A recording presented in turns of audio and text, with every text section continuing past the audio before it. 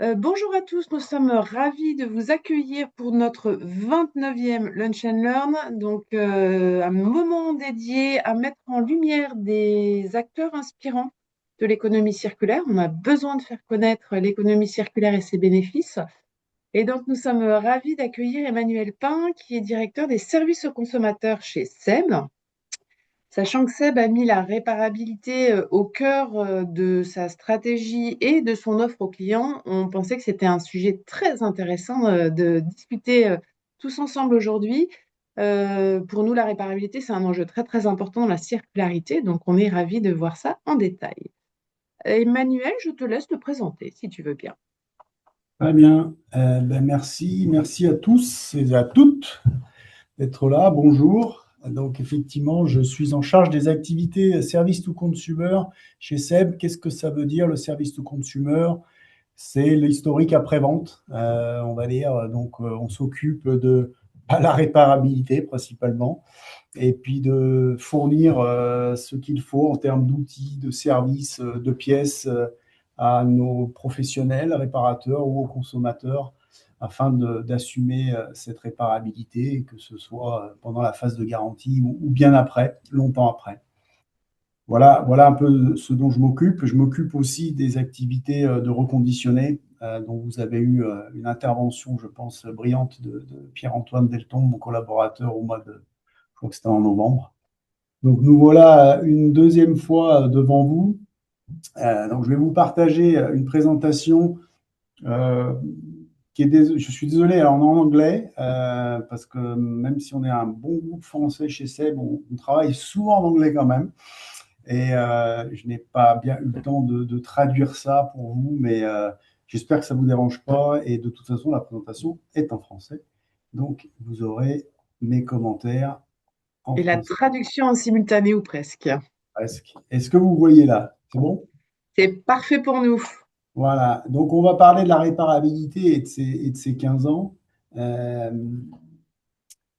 pour planter un peu le décor, euh, la réparabilité, c'est notre ADN. Hein, je reviendrai légèrement dessus tout à l'heure, mais euh, Antoine Lescure, le fondateur de l'entreprise, il y a plus de 150 ans, il était rétameur, c'est-à-dire qu'il remouleur. Il réparait de village en village des casseroles. Donc, on est né de ce métier-là. Bien sûr, on a beaucoup grandi avec un autre métier de fabricant de produits. Et maintenant, on est aussi un vendeur de produits, mais on est né de la réparabilité. Donc, même si ça s'est accéléré il y a 20 ans, en fait, à peu près, il y a 20 ans, ça s'est accéléré chez SEB, c'est quelque chose qui fait partie maintenant de notre ADN, mais aussi de notre stratégie ESG qui est importante et c'est vraiment inscrit dedans avec des objectifs, des engagements sonnants et trébuchants avec des KPI suivis par le COMEX. Enfin, c'est quelque chose qui est complètement dans notre modèle que de suivre et d'avoir ce focus sur cette réparabilité.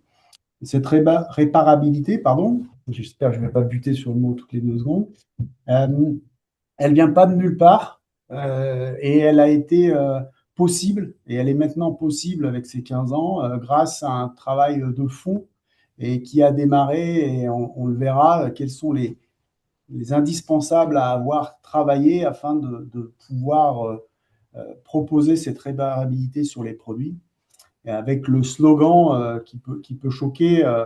Alors, on utilise parfois le slogan n'achetez pas, réparez. Ça, c'est ce qu'on aime bien dire, nous, côté euh, service to consumer. L'entreprise parle de ne jetez pas, réparez. Mais c'est un peu la même idée de réparer les produits le plus longtemps possible parce que c'est un. Je vais avancer sur un slide. Attendez. Hop, voilà. Le leitmotiv, réparer au lieu de jeter, c'est ce qui nous anime chez SEB, avec trois impacts importants. Je vais commencer par le dernier, l'impact sur l'environnement. Je pense que la plupart d'entre vous êtes bien sensibles à ça. Prolonger la vie d'un produit, c'est éviter d'en fabriquer un autre. Donc ça, c'est intéressant. Un impact pour les consommateurs qui peuvent bénéficier de leur investissement dans ce produit-là le plus longtemps possible. Et puis, Pour le groupe, c'est bien évidemment une notion d'image, mais c'est aussi une, une possibilité de maîtriser ses coûts de garantie, notamment, d'avoir des produits réparables, puisque, on le verra un peu plus tard, c'est vraiment une boucle vertueuse. Je t'interromps parce que c'est quelque chose auquel on tient beaucoup, nous, c'est à montrer les avantages pour tout le monde, hein, donc l'environnement, le consommateur et la marque, et j'ai envie de dire aussi le pays, parce que la réparation, vous la faites ici. Donc c'est aussi du PIB, c'est aussi des emplois locaux. Donc quand on arrive à avoir quatre gagnants, c'est pas mal. Alors, c'est vrai que, bon, je reviendrai dessus, mais quasiment 100% des réparations sont faites dans le pays d'origine. Et quand je dis quasiment 100%, c'est parce que je ne peux pas dire c'est 100%, mais tous les réparateurs réparent dans le pays. On n'a pas de système de centralisation, on va dire, massif à envoyer tous les produits plus à l'est pour les ramener. Ça n'existe pas. Euh, on est plutôt, on est très, très locaux. Aucun pays ne traverse, aucun produit ne traverse quasiment de frontières. Il y a peut-être la Belgique, Pays-Bas, c'est pour ça. Là, on Mais l'accorde. le pays n'est pas très grand et du coup, il y a des transferts entre la Belgique et le Pays-Bas. Bon, l'image, j'en parlais. L'image, pourquoi? Bah parce que cette image, elle est importante et on sait que voilà, on va gagner des points de part de marché ou par cette image. Enfin, c'est pas la peine de détailler ça plus. C'est pareil sur l'impact business. Il y a des chiffres qui circulent sur la sensibilité des consommateurs aux index de réparabilité. Voilà, donc ne nous cachons pas, cette réparabilité, elle est aussi pour aller chercher de la vente de produits. Hein, c'est pas non plus. On est une société mercantile, on ne va pas s'en cacher, et on pense que la réparabilité, offrir de la réparabilité aux consommateurs, ça a un impact sur le business. Et puis, cet impact sur le produit lui-même, et ça, c'est, je pense, ce qui a presque 20 ans fini de démontrer à la direction que réparer avait un intérêt, c'est que quand on répare nos produits, ben, c'est coûteux, mais on regagne quelque part cet investissement par l'amélioration des produits, donc par l'amélioration de la qualité des produits, au moins pendant la phase garantie, qui est celle qu'on observe le plus. Et donc, finalement, c'est une boucle vertueuse pour l'entreprise. Si je répare, je vois les produits. Si je vois les produits, je sais pourquoi ils tombent en panne. Si je sais pourquoi ils tombent en panne, je peux éviter ce pourquoi ils tombent en panne. Donc, c'est vraiment une boucle très travaillée. Hein, chez nous, c'est très travaillé. C'est très beaucoup d'outils pour justement mettre ça en évidence, jusqu'à l'IA qui nous aide maintenant à analyser des verbatims au plus tôt quand on répare ou quand on a nos consommateurs qui nous appellent pour nous dire que le produit ne marche pas tout à fait comme il faudrait. Bah c'est toute cette information qu'on utilise et qu'on réinjecte dans la modification des produits pour les rendre plus robustes. Ouais, j'ai déjà un peu dévoilé ça, mais save money, pardon, économiser de l'argent. Je crois que c'est une enquête de l'ADEME qui avait dit ça, que augmenter la durée de vie d'un an des produits pourrait faire économiser de l'argent aux consommateurs. Donc, en fait, on n'est pas comme Leclerc à redonner du pouvoir d'achat, mais c'est ce que je disais tout à l'heure. On pense que pour les consommateurs, c'est bien de prolonger la durée de vie des produits. Ils n'ont pas besoin d'acheter un appareil à raclette tous les 10 ans. Ce n'est pas le but. Save time Son and appareil à energy. raclette, ils sont même pas obligés de l'acheter s'ils l'utilisent que 2 fois par an. Mais c'est un autre Oui, sujet. on peut le louer, c'est vrai, mais on aime bien posséder en France. Euh, donc, save time and energy, bien sûr, bah, une expérience qui est plus sympa pour le consommateur. Notamment, ça, on l'a vu avec les forfaits. J'en parlerai tout à l'heure des forfaits de réparation.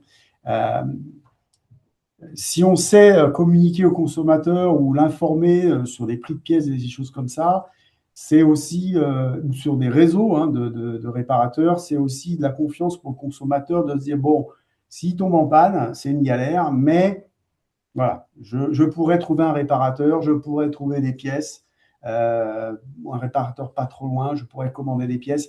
Et ça, c'est hyper important pour nos consommateurs qu'ils aient cette information-là et cette solution-là pour faire durer la vie de leurs produits. Voilà. Et puis après, bah, bien sûr, on rencontre forcément les besoins des consommateurs dans leur choix ou dans leur choix de vie même, hein, d'être plus frugal. On va dire, bah, c'est sûr que celui ou en tant que CEP, si on propose aux consommateurs des produits réparables, on peut s'attirer et avoir une clientèle ou des consommateurs fidèles et quelque part, on travaille la fidélisation de nos consommateurs avec ce genre de solution. Pour l'environnement, vous savez mieux que moi, je pense, que réparer, c'est éviter de jeter et c'est éviter d'extraire des ressources, tout ce qui va par là, et c'est éviter de gérer des produits dans des déchetteries. Donc l'impact sur l'environnement, euh, il est évident et je pense que j'en ai pas là à faire la démonstration de l'intérêt de la réparation pour l'environnement. Alors, pour revenir un peu sur une fresque du temps chez Seb, alors voilà, 1857, Antoine Lescure, voilà, de la région Bourgogne, qui va de village en village pour réparer des produits. Et puis après, on fait un grand bond. On fait un grand bond dans les années 2008-2010, où la réparabilité devient quelque chose vraiment d'important chez Seb. Euh, et jusqu'à la sortie en 2015 du logo 10 ans réparable. Donc, c'était un premier engagement du groupe qui n'était pas forcément évident parce que il y avait des vents contraires et les vents contraires, ça pouvait être se dire ouais, mais si on répare, on va plus loin. Bon, bah, on a vu depuis tout ce temps-là que c'est au contraire. C'est pas dans ce sens-là que ça marche et que c'est tout à fait compatible. Et j'ai eu les vents contraires aussi sur un projet de reconditionnement il y a 2-3 ans. On dit, ah, mais si on reconditionne, on ne va pas vendre des produits neufs. Non, tout est, tout est compatible en même temps. On peut vendre des produits neufs et aussi réparer et aussi faire du reconditionné. Voilà, donc ce fameux logo produit 10 ans réparable est apparu sur nos produits, sur la plupart de nos produits. Euh, il s'en est suivi à partir de 2020 du lancement de Repair Package, donc de forfait de réparation. Donc aujourd'hui, c'est présent sur 9 marchés, principalement européens. C'est la capacité d'acheter chez Seb un forfait de réparation du produit. Et donc, avec ce forfait-là, donc c'est destiné au hors garantie, hein, après la garantie, et ça permet au consommateur d'acheter à un prix fixe un forfait de réparation de son produit et donc de le faire réparer sans se soucier de dire oh là là, je vais avoir un devis, combien ça va me coûter, combien de temps je vais avoir pour le devis. Non, il va sur un site, Moulinex ou Tefal, il trouve un forfait de réparation à un prix fixe et on va derrière assumer la réparation de ce produit. On va même assumer une garantie de 6 mois supplémentaires pour le produit entier, hein, pas pour que ce qu'on a réparé. Et c'est une offre qui est, on va dire, assez, assez, assez appréciée, malheureusement pas assez connue. Donc, quand on va parler de la réparabilité, on va parler, enfin, on peut parler aussi de la communication de la réparation ou de la réparabilité. Et là-dessus, moi, je dois faire le constat que on a surtout pensé à rendre ça faisable techniquement, mais on n'a pas assez communiqué et marketé ces offres-là. Donc, s'il y a un petit truc à retenir, c'est qu'un plan massif de communication, c'est très important pour faire connaître ces solutions. Parce qu'aujourd'hui, le consommateur a le choix entre choisir une offre et attendre le devis final et ce forfait, ou comment ça fonctionne? Pourquoi c'est pas assez connu et qu'est-ce qui bloque? Alors, pourquoi c'est pas assez connu? C'est parce qu'on n'a pas assez investi dans de la communication. Donc, c'est principalement pour ça. Il n'a pas le choix, il n'achète qu'un forfait chez nous. S'il veut un devis, il faut qu'il aille chez un réparateur et qu'il attende un devis. Il y a même des gens qui vont chez le réparateur, ils voient le devis, puis finalement, ils achètent le forfait. Il y a un peu des… Voilà. Donc, euh, c'est vraiment un problème de communication, je Mm. pense. Et de priorité de cette communication par toute la communication que le groupe SEB fait, bah, on priorise et on n'a pas toujours priorisé celui-là. Et Mais pourtant, tu as raison, c'est un levier majeur. C'est-à-dire donner de la visibilité, rassurer, se dire je m'en préoccupe pas, j'ai pas de soucis, je sais ce qui va me tomber dessus, c'est parfait, quoi. alors, le tapage qui a été fait sur la réparation par le gouvernement, hein, il y a Mm. 2 ans maintenant, je ne sais plus si c'était l'année dernière ou il y a 2 ans, où il y a eu un grand tapage avec les fameux bonus, puisque du coup, on a intégré les bonus hein, pour la France, les bonus de réparation. Ça a quand même permis un petit peu d'animer les choses concrètement. On a vu quand même une influence sur le nombre de réparations, mais ce n'est pas non plus le raz-de-marée qu'on aurait pu imaginer grâce aux bonus, grâce à la communication, pour le coup très importante qu'a fait enfin, les différents gouvernements, on va dire. Donc là, il y a quand même un petit décalage encore entre les intentions et la réalité de réparer. Moi, je la C'est un constate. sujet, je pense qu'on pourra en reparler à la fin parce que c'est très intéressant hein, de savoir quels sont les freins des consommateurs, mais on te laisse avancer. Voilà, donc les forfaits, en 2021, on a augmenté cette réparabilité à 15 ans. Donc, il y a une volonté de faire encore plus durer les produits pour contrer un peu tous les sujets aussi d'obsolescence programmée, de choses comme ça, qui sont, voilà, 15 ans. Bon, quand on est sur 15 ans, on a quand même, enfin, ça paraît très loin, 15 ans, enfin, au moins pour moi. Donc, voilà, donc on a encore un engagement et on a rajouté dans cet engagement à fair price, au juste prix. Parce que c'est facile de dire qu'on est réparable avec une carte électronique à 300 euros pour un produit quand vaut 180, quoi. Ça, mais au juste prix, ça veut dire qu'on considère le prix. On considère le prix des pièces dans l'équation et dans l'offre. Et ça, c'est pas, je dis, sans parler de la concurrence, c'est qui le font ou qui le font pas. C'est quelque chose qui est pas forcément simple pour pouvoir proposer. Si on l'a pas travaillé depuis longtemps, c'est pas forcément simple à proposer et ça demande d'être parfois un peu de batailler sur les prix des pièces parce que forcément, quand on ne fabrique plus le produit, le prix des pièces, il s'envole. Hein, et ça, c'est un enjeu majeur. On en reparlera. Tout ce qui est stock, tout ce qui est pouvoir Mm. proposer ces pièces au bout d'un certain temps, j'en reparlerai un peu plus loin. Voilà. L'année dernière, on a ouvert le centre de reconditionnement dans notre usine de Is-sur-Tille. Hein. Je ne reviens pas là-dessus. Il y avait déjà une communication là-dessus. Et puis, là, depuis le 1er janvier, on a lancé le self-repair parce que, voilà, moi, je pense que après les 15 ans, voilà, l'étape d'après, c'est l'auto-réparation. Donc, j'inclus les cafés réparation là-dedans, hein, toute cette offre qu'on peut faire aux consommateurs de pouvoir réparer eux-mêmes leurs produits. Voilà, donc il y a pour moi, il y a une nouvelle ère qui démarre, qui est l'auto-réparation. On verra où est-ce qu'elle nous emmène, hein. Mais voilà, c'est quelque chose qu'on a lancé cette année. Alors, ce slide-là, il est intéressant. Pourquoi? Parce que il nous dit que être réparable, c'est avant tout, ou enfin avant tout, mais c'est au moins avoir travaillé pour que les produits soient durables. Hein. Euh, Donc, nos produits doivent respecter les normes et la réglementation de là où on les vend. Ça, c'est important dans la durée, enfin, dans les garanties, des choses comme ça. Mais surtout, euh, on travaille la réparabilité dès le début, ce qui est une bataille, hein, parce qu'il faut enlever un collage pour une vis. Enfin, ça peut être parfois ces sujets-là. C'est compliqué sur les produits qu'on achète, parce que le groupe SEB aussi achète des produits, on ne fabrique pas 100% de ce qu'on vend. Donc, avoir des critères de réparabilité au niveau de la conception, c'est hyper important. Aujourd'hui, on en a. On mesure après un peu la réparabilité, mais on doit encore aller plus loin là-dessus, notamment en considérant la notion de temps.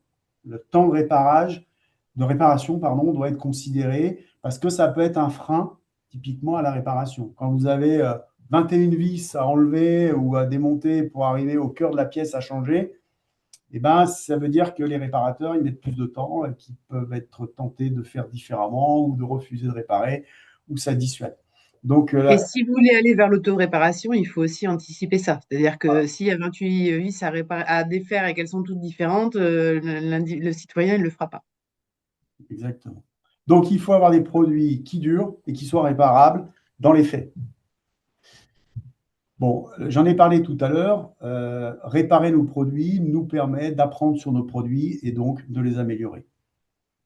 On a des produits qui sont améliorés, on est capable de réparer, on les améliore encore et donc ils peuvent durer parce que si on évite qu'ils tombent en panne, ben, il n'y a pas besoin de les réparer. Donc tout ça, c'est vertueux. Alors, ce tableau-là, cette page-là, pardon, je vais rester un petit peu dessus. Pourquoi? Parce que c'est nos trois piliers plus les deux initiatives. Donc les trois piliers, c'est des produits, comme on dit, conçus pour être réparables. Donc ils doivent être facilement montables, démontables. Ils doivent être conçus pour avoir une décomposition des pièces le plus possible, pour qu'on ne soit pas obligé d'avoir des sets de pièces complets qui nous arrivent aussi de nos fournisseurs. Enfin, bref, avoir une granularité de réparation la plus optimum possible. Quand je dis optimum, ça veut dire qu'il ne faut pas, parfois, enfin là, c'est quelque chose qu'on est en train de travailler, il ne faut pas vouloir décomposer toutes les pièces jusqu'à la moindre vis, parce que ce n'est pas économiquement intéressant de stocker ces toutes petites pièces et choses comme ça. Donc, il faut avoir cette bonne granularité dans la décomposition des pièces. Ça, c'est important. Ensuite, alors, les fameuses pièces détachées disponibles 15 ans, qu'est-ce que ça inclut là-dedans? Il faut savoir que ça se traduit chez Seb par, on a à peu près 55 000 références de pièces détachées qui sont disponibles dans notre centre de stock qui est Fauconnier-et-la-Mer dans les Vosges. Donc, c'est quand même 55 000 références. Donc, c'est pas rien de stocker tout ça. Il faut beaucoup de place. Ça coûte aussi de l'argent. Et il faut maintenir, on va dire, cette source d'approvisionnement pour maintenir ces pièces-là. 15 ans. Quand on dit 15 ans, c'est 15 ans après la vente du dernier produit. Hein. Et donc, ça veut dire qu'il faut stocker. C'est quand même la première façon d'avoir ces pièces 15 ans, c'est de les stocker. Et après, c'est d'autres initiatives qui sont travailler notamment le 3D printing, c'est-à-dire de pouvoir reproduire des pièces en 3D. Donc, il y a une première étape qui a été faite, et bien faite, qui est d'avoir environ, aujourd'hui, on a environ 600 pièces qui sont qualifiées pour être faites en 3D, parce que faire en 3D, tout le monde fait en 3D, mais si c'est des produits alimentaires, ce n'est pas la même matière à utiliser que pour quand un produit n'est pas alimentaire. Donc, on a à peu près 600 pièces détachées produites en 3D, et ce qui nous permet d'en expédier environ on en a expédié, je crois, 15 000 depuis qu'on a fait ces pièces en 3D. Voilà, donc les grandes mailles, c'est ça. On distribue tous les ans. Alors, on a à peu près 55 000 pièces. Ça fait à peu près 11 millions de pièces stockées, hein, 55 000 références. Et pour votre info, on a expédié à peu près 5,5 millions pièces détachées l'année dernière, partout dans le monde. Donc, ça veut dire que, bon, si on fait des gros ratios, des ratios à la louche, hein, il y a à peu près une pièce, 25 par réparation, en moyenne. Donc, ça veut dire quand même plus de 4 millions de réparations sur nos produits faits dans le monde l'année dernière. C'est conséquent. Donc, les pièces 15 ans, c'est tout un enjeu, comme je l'ai évoqué. C'est un enjeu de délai de livraison, c'est un enjeu de quantité de stockage, c'est un enjeu d'argent nécessaire pour le stocker. C'est un enjeu de source d'approvisionnement. Là, on va travailler de conserver des moules, des solutions comme ça. Donc, c'est un vrai enjeu et c'est pas évident à construire. Il faut du temps pour le construire. C'est ce que je veux dire. Mhm. Le troisième pilier pour réparer, c'est des réparateurs. Donc là, la notion de réseau de réparateurs est quelque chose qui est important pour le groupe SEB. Aujourd'hui, on a environ plus de 6000 réparateurs dans le monde. Alors, il y en a beaucoup en Chine. Donc, si je fais hors de la Chine, il y en a quand même 3005 à peu près réparateurs dans le monde qui réparent les produits SEB. Donc, c'est un réseau qui est important et qui est long à construire, qu'on a mis du temps à construire. C'est un réseau qui doit être animé, donc ça demande un peu d'énergie pour les animer, parce que un réparateur, pour qu'il soit pertinent et performant, ben, il faut qu'il répare régulièrement des produits, il faut qu'il soit formé, il faut qu'il ait des outils. Alors, on a assez peu d'outils physiques nécessaires, hein. Il y en a assez peu, finalement. Il y en a 3-4. C'est vraiment très, très light. Par contre, il faut des outils pour que les gens s'informent sur des guides de réparation, pour qu'ils puissent accéder aux vues éclatées des produits. Donc tout ça, ça nécessite quand même un travail assez important de production de contenu, de mise à disposition de pièces qui soient commandables. Et ça, Mhm. quand même, ça occupe quand même quelques personnes chez SEB de tenir ce réseau, d'alimenter ce réseau, d'organiser ce réseau et d'animer ce réseau. Donc chaque pays est responsable du réseau. Hein. C'est assez peu centralisé. Chaque pays est responsable du réseau qui constitue. Mais en centrale, nous, on alimente les pays en matière pour animer le réseau. Voilà, donc au-dessus de ces trois piliers, c'est les deux initiatives dont je parlais. Donc maintenant qu'on a les bases, eh ben, il faut proposer des solutions pour augmenter ces réparations. Et donc, c'est les deux initiatives que je disais avec le service offer et le self-repair. Alors Super voilà, intéressant. Oui, j'en vas-y. Ce j'en serait, ai si on peut une garder du temps pour les questions, c'est présentation. chouette. Ouais, Et voilà, et là, je voulais aller un peu sur les challenges hein, et ouais. ouvrir la discussion. Hein. Je vais vous les citer rapidement, les challenges. C'est vrai que j'ai un peu dépassé le temps. Euh, le stock de pièces détachées, j'en ai parlé. Les batteries, hein, parce que là, les batteries, vous savez ou vous ne savez pas qu'on ne stocke pas des batteries 15 ans. Hein. Donc là, il y a un gros sujet. C'est une entorse aussi à notre réparabilité 15 ans, malheureusement, parfois. Il arrive qu'on n'ait plus de pièces parce que une fin de vie s'est mal passée, parce qu'on a eu des surconsommations. Donc dans ce cas-là, bah, il faut gérer. Et en fait, ça se passe assez bien. C'est pas un, c'est pas un problème parce que on a tout fait pour avoir la pièce, on l'a pas. Eh ben, on est du coup en relation avec notre consommateur qui nous parle. Attendez, vous pouvez plus réparer. C'est quoi cet engagement? Bah, désolé, ça arrive. C'est une réalité. Et dans ce cas-là, eh ben, il faut savoir être conciliant et on trouve toujours des solutions avec le consommateur pour malheureusement lui faire acheter un produit avec un prix intéressant, un reconditionné ou chose comme ça. Donc on fait une transaction qui est fair, mais voilà, ça arrive. Et personne ne peut garantir ces 15 ans, tous les produits, tout, voilà, c'est juste pas possible. Donc c'est pour ça que c'est un engagement et c'est pas quelque chose qui est obligatoire Mm. et heureusement parce que ça couperait en plus tout organisme qui cherche à faire quelque chose s'il devait garantir ça.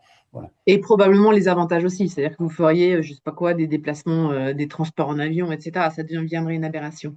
ça deviendrait une aberration. Bah écoute, merci Emmanuel, c'est très intéressant de voir, bah, enfin j'ai envie de dire le voyage de Seb sur la réparation. Alors il y a plusieurs questions, mais je vais remonter sur certaines que j'ai vues, notamment sur la partie amont. Travaillez-vous la standardisation de vos pièces, voire avec d'autres marques? Et en gros, c'est aussi ça, c'est comment vous travaillez avec vos fournisseurs. Est-ce que ce que vous mettez en place a changé les types de relations que vous pouvez avoir avec vos fournisseurs? Alors, est-ce qu'on travaille la standardisation? Oui, dans les bureaux d'études, ils doivent travailler ça. Donc oui. pense qu'on peut encore mieux faire parce enfin, on est quand même, les pôles de conception il y en a plusieurs, hein. Donc, dire que celui qui conçoit des aspirateurs, il est allé chercher les bonnes pièces dans celui qui a conçu des friteuses, ça, c'est pas facile, hein, parce qu'on est quand même organisé par pôle de conception, par business unit. Donc, est-ce que c'est totalement transverse? Est-ce qu'on a une banque de composants, Seb? Pas à ma connaissance, mais on fait cet effort-là. Et puis nous, parfois au SAV, on peut voir qu'il y a des pièces similaires, mais c'est pas un truc qui est évident. Alors peut-être que l'IA nous aidera à faire ça, mais c'est pas forcément évident. Donc c'est une chose qui est demandée au bureau d'études. Dans la réalité, elle est sûrement améliorable. Et l'autre question, c'était est-ce que ça a changé nos relations avec les fournisseurs? Euh, Oui, oui, sur les contrats et les engagements de pouvoir de pouvoir mettre des pièces à disponibilité.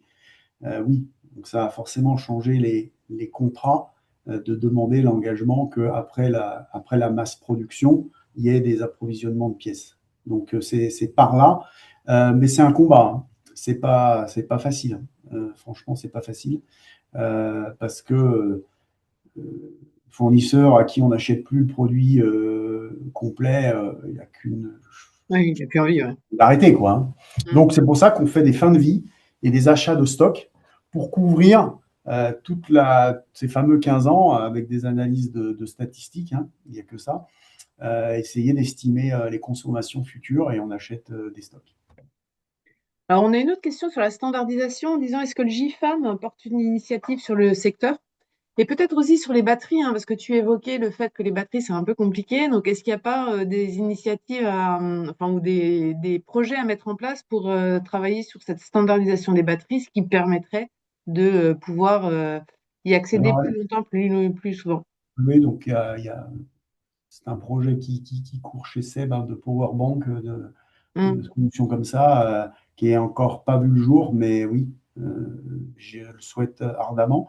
Euh, c'est pas Parce que forcément simple à mettre en place, mais c'est important. Ryobi a réussi à le faire sur certains de ses produits. Il y a aussi en Allemagne avec le Power for Alliance où on a une batterie commune, hein. Je dis pas que c'est Ouais, simple, hein, mais voilà, il y a Et là, ça résoudrait un certain nombre de problèmes. Ok. exactement. Donc, c'est la voie à suivre, mais qui est encore pas opérationnelle chez Seb. Je sens que le self-repair intéresse. Alors, nous, on a beaucoup parlé de Spareka, qu'on aime beaucoup. Vous, qu'est-ce que vous faites pour l'autoréparation? Quelles sont vos initiatives? Comment vous mettez ça en place? Alors, elles ne sont pas très différentes de Spareka, parce que finalement, pour réparer, il faut des vidéos, l'accès aux pièces. Les lieux éclatés, je pousse pour qu'on les ait. Et c'est pas très différent. Il n'y a pas de solution miracle, hein. Donc j'allais dire, c'est presque les mêmes. Maintenant, voilà. Donc tout le monde est un peu dans cette brèche-là, enfin dans cette initiative-là. C'est pas une brèche, hein. Mais on n'a pas des solutions magiques, on va dire. Voilà. Il y a une volonté de le faire. C'est très très très coûteux en temps, hein. Euh, mais il y a des perspectives de collectifs, de choses comme ça qu'il faut qu'on creuse pour voir si récupérer les vidéos, les mettre. Aujourd'hui, on produit nos vidéos, hein. Mais il faut qu'on voit comment on pourrait faire différemment demain, parce que c'est très coûteux en temps. Très coûteux en temps. Collaborer avec les autres, peut-être que ça marcherait. Collaborer avec Euh, les autres, oui, ça a été étudié, oui. Il y a un sujet dont on n'a pas parlé qui me paraît très important. Je ne sais plus quel chiffre exact de l'ADEME qui dit qu'une panne sur deux des appareils électroménagers est liée à un défaut d'entretien et de maintenance. Et je me sens très concernée personnellement. Est-ce que vous investiguez ce sujet de la maintenance, de l'entretien des appareils en aidant le consommateur à adopter les bonnes pratiques, ce qui serait aussi pour vous un intérêt, hein, d'avoir moins de pannes? Est-ce que c'est un sujet que vous avez ouvert ou pas chez Step?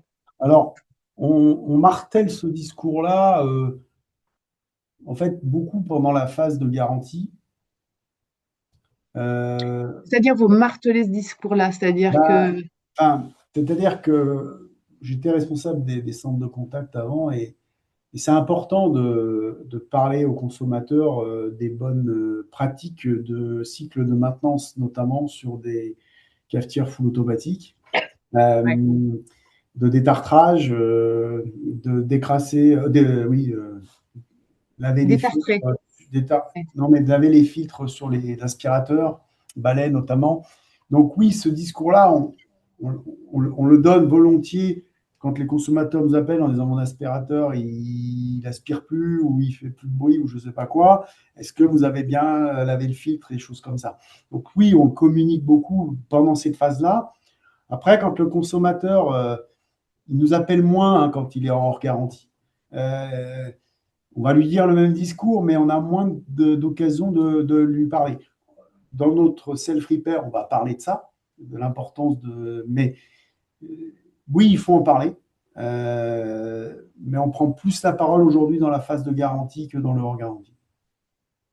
Mais moi, enfin, c'est un dada personnel, hein. Je pense que tous les fabricants, constructeurs et marques devraient, pas simplement quand il y a un problème, c'est dès le début, nous aider à mieux entretenir et maintenir. Je veux Alors, dire, ça doit être alors Voilà. dans les les guides d'utilisation, c'est que toujours. personne ne lit. Donc, Mm. Alors, personne ne Bah, les lit, personne les lit, ouais, mais je suis d'accord, personne les lit. mm. Alors, on a beaucoup travaillé les guides, notamment dans les phases d'installation, parce que dans les phases d'installation, ça peut être important. Euh, mais Claire, tu voulais peut-être intervenir là-dessus? Je crois que tu as pris. Non, je voulais juste peut-être dire qu'effectivement, on a aussi des bases CRM de nos consommateurs et on leur pousse des conseils sans attendre qu'ils nous appellent.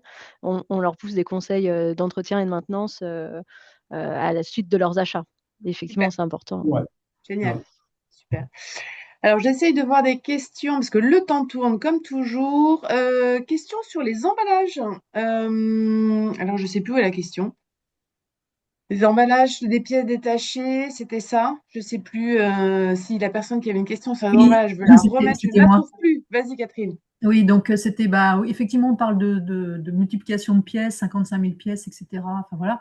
Et du coup, je me pose la question de la multiplicité des emballages. Et du coup, est-ce que vous travaillez aussi sur cet aspect, le moins d'emballage possible, le moins d'espace entre les emballages, enfin, voilà, tout ce qui peut être lié aussi à cette partie. Et puis, du coup, Non. le fret derrière qui s'ensuit, parce que plus le carton est gros, plus il y a besoin comment dirais-je, d'espace dans les camions, etc., quoi. Alors, Mm. c'est un sujet qu'on a. On reconditionne beaucoup des pièces, en fait. C'est-à-dire qu'on fait venir des cartons complets de nos fournisseurs et c'est nous-mêmes qui faisons le reconditionnement. Donc déjà, ça évite des survolumes dans le premier transport de notre fournisseur vers nous. Et après, on fait des emballages, j'allais dire le plus petit possible, avec des machines à emballer, des choses comme ça, pour effectivement optimiser ça. J'ai un doute clair sur la suppression du plastique, où on en est sur les pièces. Je pense qu'on n'est encore pas au bout du tout, contrairement au Ouais. bout. Non, Euh, effectivement, on a priorisé les produits ouais. avant les pièces. Mais peut-être juste pour compléter, on a dans enfin, on a une stratégie d'éco-logistique qui concerne à la fois les transports de produits et de pièces, et dans lequel on va s'assurer, comme vous l'avez listé, d'avoir des cartons qui sont les plus optimisés possibles, d'avoir dans des conteneurs le plus possible de cartons. Enfin, voilà, c'est quelque chose qu'on travaille aussi bien pour les transports de produits que de pièces. Et vous avez votre machine à emballer ou vous sous-traitez l'emballage? Ah non, on remballe, bah, enfin, j'allais dire les deux. On a Vous fabriquez les emballages vous-même, c'est ça? sur notre site. Alors oui, mais on parle d'emballage existant, mais c'est les machines à emballer les petites pièces, quoi. Ok. C'est les petites machines là, qui permettent de souder le plastique. Ok, il y a Euh, encore une question. Pardon, une question sur les compétences des réparateurs et le développement de la formation des réparateurs. On sait tous que c'est un enjeu. Donc, on vous demande si vous avez développé les écoles de la réparation, vous avez un projet dans ce sens. Et à ma connaissance, vous en avez un. Donc, je vous Alors, il y a le laisse projet parler. RéparSeb qui a été lancé je dirais en 2021, qui est un à la fois une activité sociétale, puisque c'est une joint venture sociale avec une entreprise de réinsertion de personnes, pour former effectivement des réparateurs et espérer qu'ils finissent par gonfler le nombre de réparateurs en France. Donc oui, on a investi là-dedans. C'est quelque chose qui a été assez médiatisé. Vous avez pu entendre parler, donc qui est Porte de la Chapelle à Paris. Derrière, effectivement, tout le monde court à des réparateurs. Enfin, chaque fois que je vais voir un réparateur, il me dit qu'il recrute et qu'il ne trouve pas, malheureusement. Et le métier de réparateur, quand je parlais de l'animation du réseau, ça en fait partie. On a malheureusement beaucoup de sociétés qui ferment, parce que c'était des sociétés, on va dire, tenues par des personnes qui maintenant partent à la retraite, qui étaient propriétaires de leurs locaux. Donc ça absorbait les coûts. Et si maintenant quelqu'un veut s'installer en ville, notamment, et louer des locaux, c'est très compliqué parce que le coût est exorbitant. Donc, on est toujours dans... Alors, pour les aider, c'est leur passer du temps avec eux pour les former. On a fait même l'année dernière un concours du meilleur réparateur. C'était Best Technician Contest. Donc, on a fait ce concours, il a été fait 2 fois en France. Et l'année dernière, on l'a fait en Roumanie, au Portugal, Espagne, et puis la France et l'Allemagne, pour promouvoir la réparation. On a organisé ce concours l'année dernière. Alors, il faut maintenant qu'on organise la finale européenne. Mais donc, on essaye de faire des initiatives toujours pour promouvoir les réparateurs. On les a fait venir au siège. Enfin, bref, animer cette cohorte de réparateurs est important, pardon. Et c'est clé pour avoir une qualité, alors pour avoir un des réparateurs et une qualité de réparation qui nous permet aussi de maîtriser le coût de la réparation quand c'est en garantie. Parce que quand c'est en garantie, forcément, c'est nous qui le payons. Et on voit des différences importantes entre des réparateurs formés et pas formés sur le coût de pièce. Ça, c'est très flagrant. Plus les réparateurs sont formés, plus le coût de pièce il diminue. C'est pas Alors mal moi, je vois un autre. logique.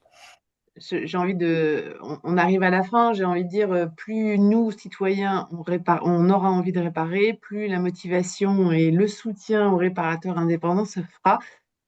Donc, c'est peut-être le dernier sujet. Si tu avais 3 choses, 3 baguettes magiques, j'ai envie de dire, pour motiver à ce que les citoyens réparent mieux, plus souvent, qu'est-ce que tu mettrais en place, en fait, parce qu'on en parle, on a le fonds réparation, le réemploi, l'indice de réparabilité, mais il n'y a pas encore cet engouement des citoyens à réparer. Qu'est-ce qu'il faut faire? Ouais. Ah, zut, alors, je croyais que tu allais me dire, ça y est, Non, je sais, demain, je vais le mettre en place.